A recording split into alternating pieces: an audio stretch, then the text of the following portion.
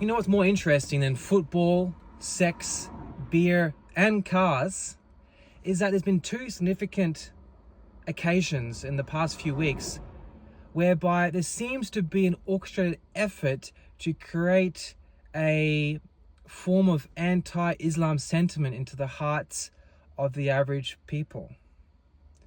Firstly, the shooter of Donald Trump. The day before, there was a Pakistani man who was arrested because apparently he offered a $5,000 deposit to someone asking them to get involved with a shooting operation.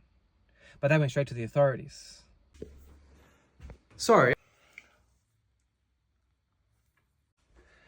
I just wanted to clarify, apparently the Pakistani guy who tried to pay someone to do a shooting, he was motivated to assassinate a political leader.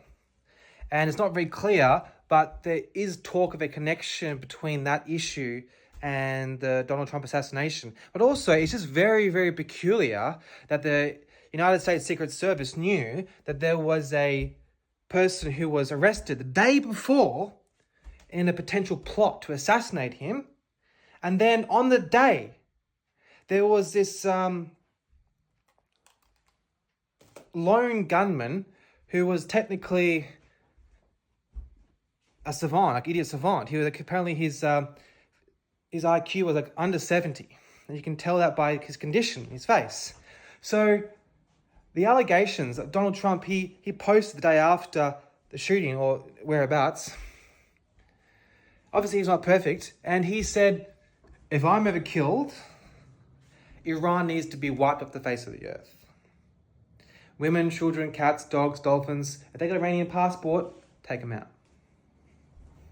Which is very dangerous, because it's basically giving the green light that, someone should try and take out Donald Trump, because that way it's an excuse to kill anyone who is against the Israeli domination of the world. That is not cool, brother. That's not cool. Another thing, Tommy Robinson, or whatever his name is, this guy who's in charge of the right-wing movement in the UK, he's trying to portray that the three little girls who unfortunately were attacked and murdered was a result of Islam behavior, which is very, very odd too, because let's say I drink a glass of milk and then I go and run over a puppy. Is it because I'm a milk drinker that I killed the puppy? And also, the guy who attacked those girls and killed those girls, that terrible guy, the 18-year-old, he was born in England.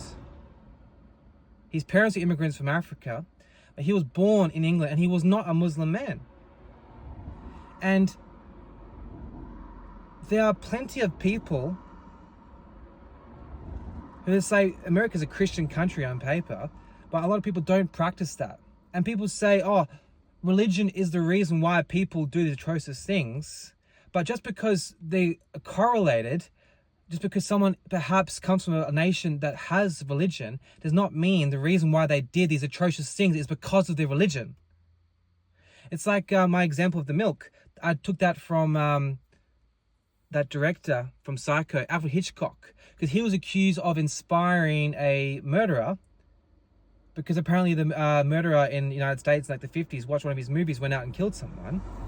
But then he found out that the guy who killed someone, earlier, and he went to a malt shop and ordered a glass of milk before he went to kill someone. So just because two things are in cohesion does not mean that one caused the other. X is not equal Y. And so it's very fascinating that right now, World War III is imminent. Iran, Israel, two economic powerhouses, incredibly backed. On one hand, you got Iran backed by China and Russia. On the other hand, you got Israel backed by the American military-industrial complex. Pow! And they treat Netanyahu like a goddamn celebrity. When he went to the speech at Congress, the other week. It was so fascinating. Everyone's like taking selfies with him as if he's Kim Kardashian. Like Kim Kardashian 1,000 times bigger. Where were Congress people taking selfies with a political leader in Congress? It was so strange. But yeah, just to finalize, even more exciting than sex, cars, beer, and sports is the fact that there's in 2 false flag operations with the anti-Islam sentiment. Now, I am born and raised a atheist Anglo-Saxon Australian.